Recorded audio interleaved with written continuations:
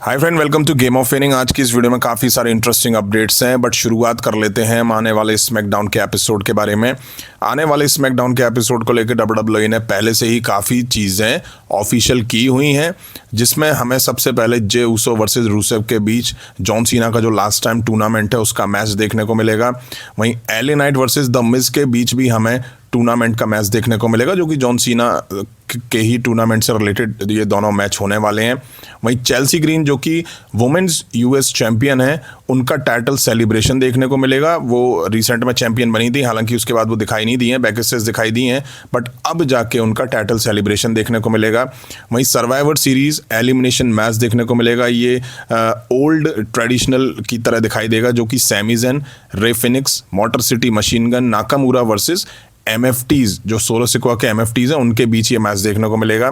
वहीं आस्का और Charlotte Flair के बीच वॉर गेम्स का एडवांटेज मैच देखने को मिलेगा।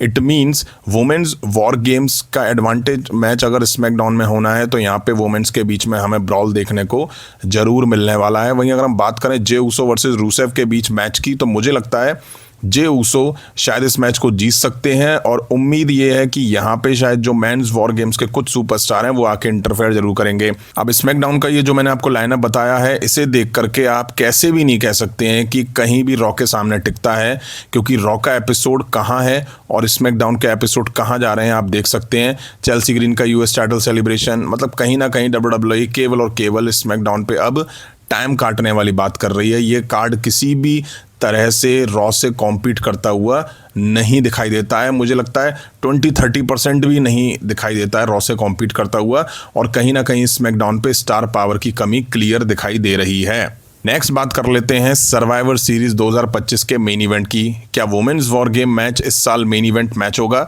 जिसको लेकर सीएम पंक ने कुछ कहा है। जैसा कि हमें पता है इस साल वुमेन्स और मेंस दोनों के बीच वॉर गेम्स देखने को मिलने वाला है। वहीं सीएम पंक का कहना है कि women's war game match WWE Survivor Series का मेन इवेंट होना चाहिए। सीएम पंक कहते हैं कि उन्हें लगता है कि वुमेन्स को मेन इवेंट करना चाहिए। सेल्फिश तौर पे उन्हें लगता है कि हम लोग मेन इवेंट करेंगे। इसमें 2 टाइटल इंक्लूड हैं, हालांकि वो डिफेंड नहीं हो रहे हैं, लेकिन स्टार पावर बहुत ज़्यादा है। लेकिन उन्हें ये भी लगता है कि जब वुमेन्स की बात आती है तो स्टार पावर वहाँ भी बहुत ज़्यादा है। अब ऐसा सीएम पंक का मानना है, बट मेंस वॉर गेम ही इस साल मेन इवेंट करेगा सर्वाइवर सीरीज़ को। हाँ, मानते हैं वुमेन्स भी कम नहीं है। नेक्स्ट बात कर लेते हैं बैकी लिंच के बारे में। बैकी लिंच ने कुछ ऐसा कहा है जिसके बाद फैंस सोचने पे मजबूर हो गए हैं कि डब्ल्यूडब्ल्यूई में क्या माहौल है, वर्क जो है डब्ल्यूडब्ल्यूई वर्क स्पेस, उसका क्या माहौल है। बैकी लिंच कहती हैं कि मेन रोस्टर में एक मेल टैलेंट था जो वुमेन्स के साथ सोने पर या उनके मना करने पर उन्हें ब्लैकलिस्टेड कर देता था। बैकी लिंच कहती है, मैं नाम नहीं लूँगी उसका, लेकिन मेन रोस्टर में एक आदमी था जो कहता था अलर्ट रहना, क्योंकि अगर एक बार वो सोने की कोशिश करेगा, अगर वो तुम्हारे साथ सोता है तो वो तुम्हें ब्लैकलिस्ट कर देगा, और अगर वो तुम्हारे साथ सोने की कोशिश करता है और तुम उसके साथ नहीं सोती हो, मना कर देती हो, तो भी तुम्हें वो ब्लैकलिस्ट कर देगा। तो एक ऐसी थिन लाइन है जिस पर तुम्हें चलना पड़ता है। बैकी लिंच ने यही बताया कि एक टाइम ऐसा आया कि उसके पास मेरा नंबर था और मुझे याद है कि मैं सोच रही थी मैं इस लाइन पर कैसे चलूँ। समझ रहे हो ना मेरा कहने का क्या मतलब है। तो अब यहाँ बैकी लिंच ने इतनी बात कही है और उसके बाद भूचाल सा मचा दिया है, क्योंकि उन्होंने नाम किसी का लिया नहीं है। दूसरी तरफ वो ये कह रही हैं कि वो डब्ल्यूडब्ल्यूई का टैलेंट है। डब्ल्यूडब्ल्यूई का टैलेंट किसे कहा जाता है? सुपरस्टार को कहा जाता है।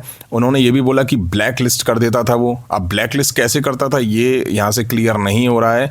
और उन्होंने ये भी बोला कि अगर आप उसके साथ सोगे तो भी वो ब्लैकलिस्ट करेगा, नहीं सोगे तो भी वो ब्लैकलिस्ट करेगा। वहीं दूसरी बात ये कि एक सुपरस्टार डब्ल्यूडब्ल्यूई में कैसे किसी वुमेन्स को ब्लैकलिस्ट कर सकता है। या तो बैकी लिंच अपने पत्ते नहीं खोल रही हैं, हो सकता है कि बैकी लिंच जिसके बारे में बात कर रही हैं वो कुछ अथॉरिटी से रिलेटेड हो या कुछ पावर हो उस पर डब्ल्यूडब्ल्यूई में, ताकि ब्लैकलिस्ट करने का मतलब ये हो कि अगर आप उसके साथ एग्री नहीं होगे तो वो आपको बुकिंग वगैरह नहीं देगा। लेकिन बैकी लिंच ने क्लियर बोला है कि वो एक टैलेंट है। टैलेंट मतलब एक सुपरस्टार है। अब सुपरस्टार पे डब्ल्यूडब्ल्यूई में इतनी पावर कि वो एक वुमेन्स को क्या मिलना चाहिए क्या नहीं मिलना चाहिए वो डिसाइड कर सके, अथॉरिटी से कह सके, तो भाई आप देख सकते हैं कि वुमेन्स के लिए WWE में क्या माहौल है। अब कुछ लोग ये भी बोलेंगे कि बेकी लिंच ऐसे ही कह रहे होंगे, नहीं, बेकी लिंच इस टाइम एक्टिव सुपरस्टार हैं और वो ऐसे ही कुछ भी नहीं बोल देंगी भाई किसी इंटरव्यू में बैठ के। बेकी लिंच एक बड़ी सुपरस्टार हैं और उन्होंने बोला है तो यहाँ से चीज़ें क्लियर होती हैं। वहीं बेकी लिंच ने एक चीज़ क्लियर नहीं करी है, क्योंकि बेकी लिंच ने ये बोला कि एक बार उसने बेकी लिंच को भी अप्रोच करा था। हालांकि बेकी लिंच ने ये नहीं बताया कि उन्होंने उसे किस तरह से रिवर्ट करा, उसे किस तरह से मना करा, हाँ करा या मना करा, और मना करा तो बेकी लिंच को उसने किस तरह से ब्लैकलिस्ट करा, क्योंकि बेकी लिंच को तो अच्छी बुकिंग मिल रही है। बेकी लिंच अच्छी चैंपियन के तौर पर हमें दिखाई देती हैं। नेक्स्ट बात कर लेते हैं बीस्ट ब्रॉक लेसनर के एंट्रेंस के टाइम पे गिरने को लेके। इसके बारे में हम बात कर चुके हैं, बट अब पॉल हेमन ने इस पर रिएक्ट करा है। जैसा कि हमने देखा था और मैंने बताया भी था कि ऑफ एयर होने के बाद ब्रॉक लेसनर और पॉल हेमन दोनों ही हंस रहे थे। अब पॉल हेमन ने कहा कि इस वीक WWE रॉक के ड्यूरिंग ब्रॉक लेसनर के फिसलने पर और गिरने पर उन्होंने कमेंट करा। पॉल हेमन कहते हैं, मुझे लगता है कि ये एक गोट मूव है। मुझे लगता है ये गोट मूव इसलिए लगता है क्योंकि हम सब गेम में कभी ना कभी फंबल कर जाते हैं। हम सब करते हैं, ज़िंदगी में ऐसा कोई नहीं है जो फंबल ना करता हो। ब्रॉक लेसनर ने फंबल को ऐसे ही टचडाउन में चेंज कर दिया। ब्रॉक लेसनर जैसा कोई नहीं है, वो सबसे अलग है। एंट्री गेट पर थोड़ा पानी था, इसलिए वो फिसले, इसलिए वो गिरे और वो कलामुंडी खाए, ऊपर आए और वहाँ वो है। फिर वो हंसते हुए और लड़ाई के लिए यानी कि ब्रॉल के लिए रिंग में एंटर हो गए। ब्रॉक लेसनर के अलावा और कोई ऐसा नहीं कर सकता है। कौन कर सकता है क्या? पॉल हेमन पूछते हैं फैन से। हाँ, ये सही भी है। ब्रॉक लेसनर जिस तरह से गिरे और उसके बाद इंस्टेंट कलामुंडी खा के खड़े हुए और जो हुआ उसको बड़ी जल्दी वो कवर अप कर गए और आगे बढ़ गए, वाकई ये अप्रिशिएट करने वाली चीज़ है ब्रॉक लेसनर के लिए, वो भी इस एज में। नेक्स्ट बात कर लेते हैं क्यों इस साल वॉर गेम्स में WWE ने Roman Reigns, Cardi roads, CM Punk को एक टीम में और ब्रॉक लेसनर को अगेंस्ट डाला है। वहीं क्यों रोमन रेंस, सीएम पंक और कॉडी रूड्स के बीच एक टीम में होने के बाद भी क्लैशेस दिखाई दे रहे हैं? तो देखिए, ये क्लियर है कि टीम पंक ने बनाई है, इसमें कोई शक नहीं है। अब रोमन रेंस जब इसमें शामिल हुए तो उन्होंने कहा कि वो अपनी फैमिली के लिए इस टीम में आए हैं। इस टीम में मतलब कि वो सीएम पंक और कॉडी रूड्स के लिए नहीं आए हैं। वहीं सेगमेंट के दौरान रोमन रेंस ने सीएम पंक और कॉडी रूड्स को ये भी कहा कि ये टाइटल तुमसे ज़्यादा मुझ पे शानदार लगेगा।